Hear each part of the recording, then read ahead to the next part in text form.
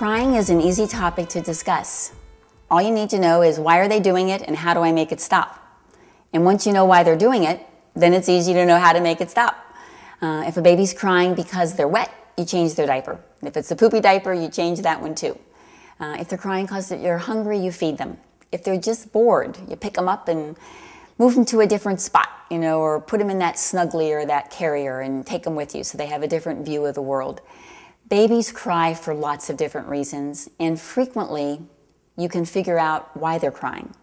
Sometimes you can't. Sometimes you exhaust your list of strategies for making them stop. And despite every effort, the crying continues.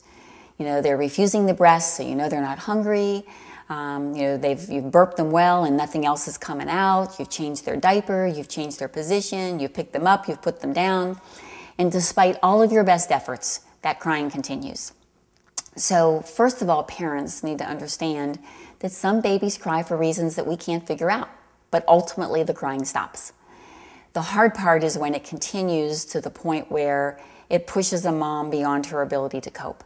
And I always use the example with the moms and dads that I've had the privilege of working with, that I don't care how good a mom or dad you are, I don't care how conscientious you parent your child, there will be a day when the UPS man will come to your door and you will want to give him your child and take his package because you have been pushed to the limit of your ability to cope. And that's okay to be pushed to that limit. But what makes you a wonderful parent is that you know when you get there. And therefore you put your child in a safe place, a crib, a cradle, a playpen, can be a cardboard box on the floor. It doesn't really matter where it is, but you put them in a safe place where nothing will happen to them, and then you remove yourself from the room. I used to get in the shower or in the tub, fix myself a cup of hot tea, walk out and get the mail. At one point, I even started up the lawnmower so that I could cut a swatch of grass and not hear Matthew crying in the background. Once you have regained your composure, then you're ready to face that crying baby again. 9 times out of 10, the baby has calmed themselves while you've been calming yourself. But the important lesson is that never has a baby cried themselves to death. But on occasion, we see babies shaken to death and beaten to death.